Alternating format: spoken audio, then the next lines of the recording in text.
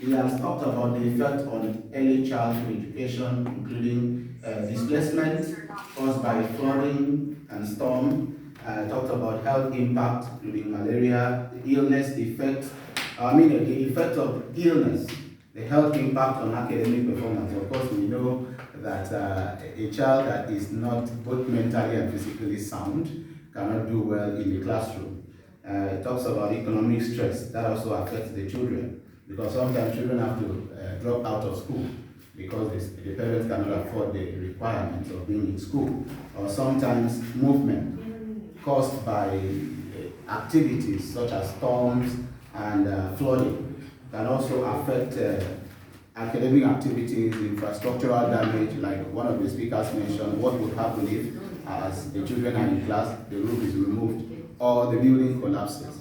Talked about psychological impact of the effects, the activities resulting from climate change on the child. And then under mitigation, he mentioned climate-resistant infrastructure. Mentioned climate-resistant infrastructure and talked about healthcare and disease prevention. Some of these things are things the government has to do. Food security and nutrition, education/capacity building for teachers, which is what we are doing now. And then talked about government policy, talked about transition to renewable energy. That is reduction in the use of fossil fuels, and energy, hydropower, solar power. These are the ones recommended. These are the renewable energy, the safer energy sources.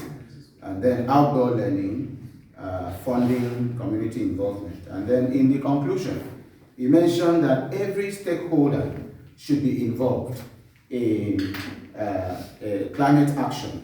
And then the inclusion of climate-related learning in the curriculum, and then provision of access to clean water, awareness and advocacy, and then research programs should be sponsored so that awareness and more information can be given out so that we can do more to protect our environment and defend the ecosystem. Thank you very much. Thank you so much.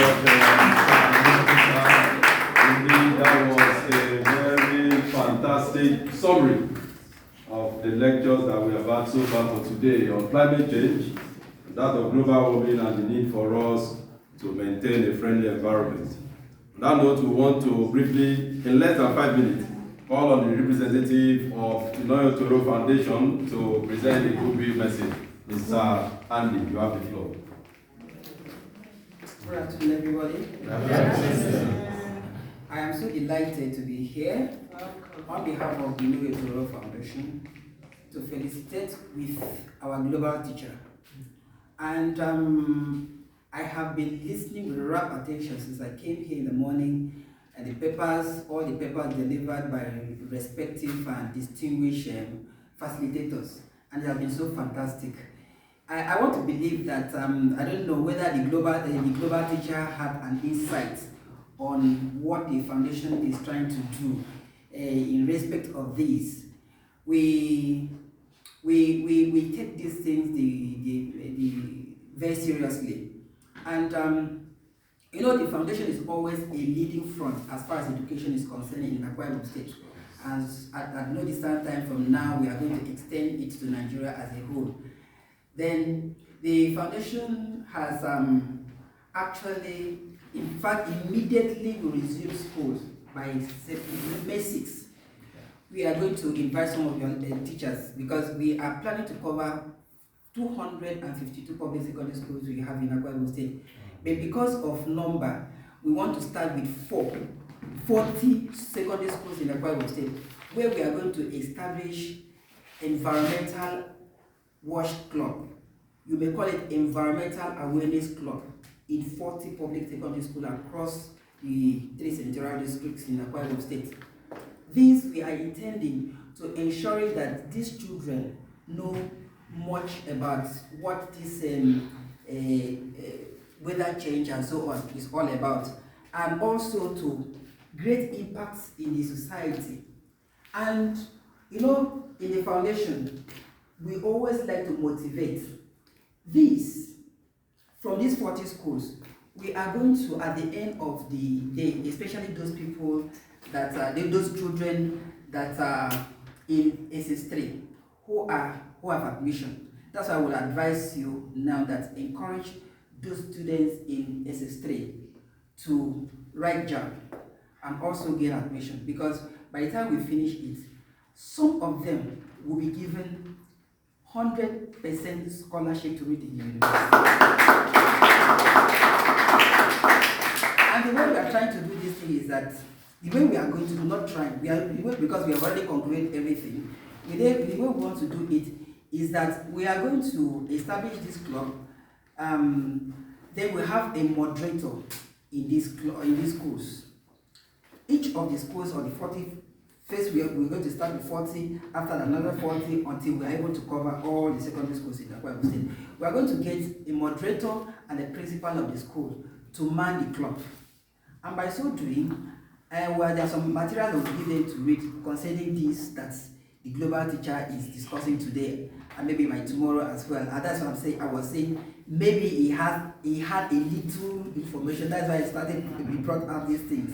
So with that, by the time we finish assessing the students involved, they will be given the scholarship, as I said. And apart from that, other incentives will follow. You see, the foundation is bent on ensuring that the standard of education, the quality of education in AKWA State is top-notch and has no other. In fact, let me put it this way. Yesterday we were in a training. The global teacher is aware. All we did is to train teachers. There are a lot of things that the different people and facilitators have said today.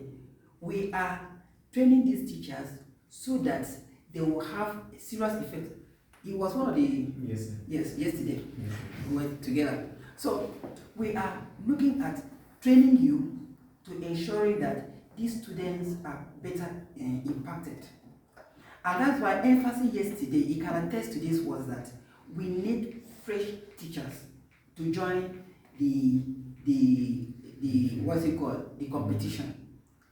And in June, we are going to publish it in the different newspapers and social media platforms that teachers should key into it. Register. You don't need to stress yourself. All you need to do, come and register, take exams, collect your money.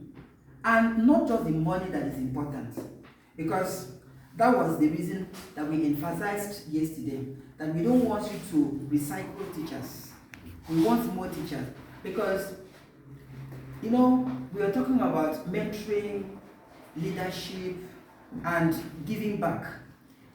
If you are not properly taken care of, these children, that is the students in the school, will not be taken proper care of, because one leg will be in the classroom and one leg is outside trying to make both ends meet. And that's how we encourage teachers.